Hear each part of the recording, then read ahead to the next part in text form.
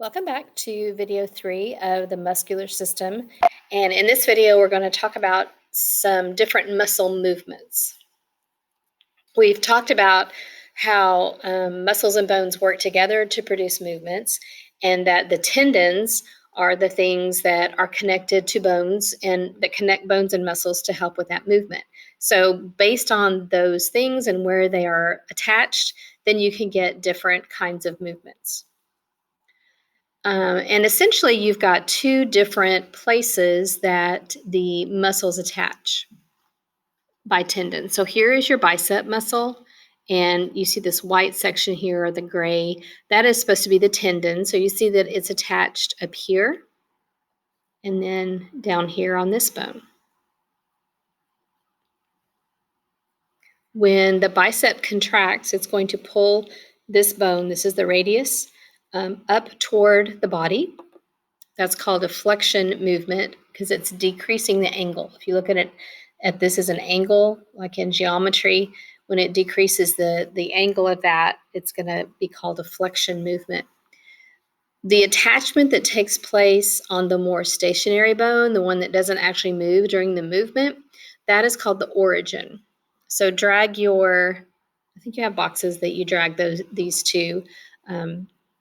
And so this one is the origin. So for this muscle, the bicep, it's attached up here at the scapula.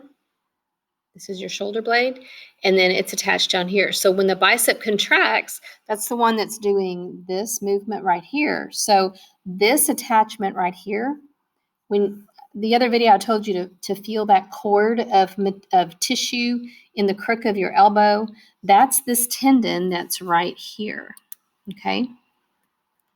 And so when you flex, it's going to pull this bone and this bone up. So this part is not the stationary one. The stationary one is here. When you actually flex your muscle, this doesn't move much. This bone does not move. So that is the origin. The insertion is the one that actually moves. The attachment of the tendon to the more movable bone, which is the one that moves the most during the movement. So this right here would be the insertion of that muscle. So the origin is where it doesn't move as much. The insertion is where it moves the most. We can look at two other types of movements called the prime mover and the antagonist. Another word for prime mover is agonist. So that's kind of like the opposite here. Wait for this to go away. So you're going to drag the box that has this information to the prime mover or agonist. It is the muscle that's doing the action. It's the one that's actually contracting. Remember, when muscles contract, they get smaller and fatter. So the one that is doing the actual action or contracting is the agonist or the prime mover. There are some examples in the body of muscles that move in the same direction and they work together to do an action, and they are called synergist. If something is in synergy, that means it's working together really well. Now, muscles will move in pairs. The muscle you have, the biceps here, that is contracting when you do this, it has a pair, another muscle that works opposite it. So when the bicep is contracting, the other muscle is relaxing, and this other muscle is your tricep, the muscle at the back of your forearm, at the top of your arm. Now, when the biceps relaxes, when you extend your arm, the triceps is the one that is contracting and getting shorter and fatter. That one is called the antagonist, the one that is opposing the action or elongating or relaxing.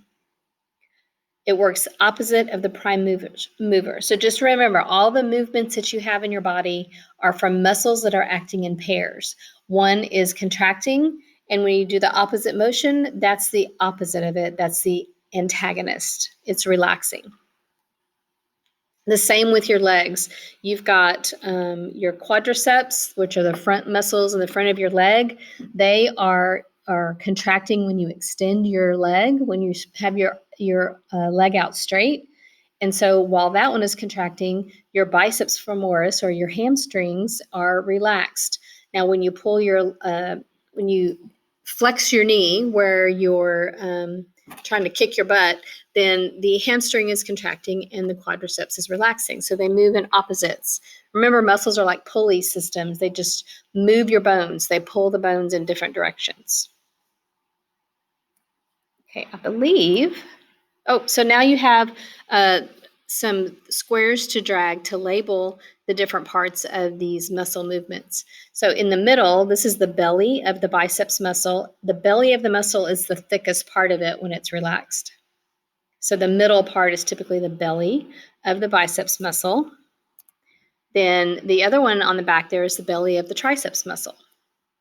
So these are the two that are going to work in a pair. One's contracting while the other one's relaxing, and then the opposite happens. So the origin and insertions for each of them will label. For the bicep, the origin is on the scapula, which is that shoulder blade muscle or bone, excuse me. The insertion would be on the radius, that bone that is on the thumb side of your lower arm. For the tricep, the origin is also on the scapula, and the insertion would be on your ulna. You can't see it quite as well here because that part of the humerus is covering it up, but right around your elbow, and you can feel where your triceps are. You can feel that tendon that attaches to your ulna, which is that part that is forming your elbow. All right, those are some of the major movements we're talking about with muscles. So this will end video 3 on muscle movement, and we'll pick up with the last video on muscle fatigue in video 4.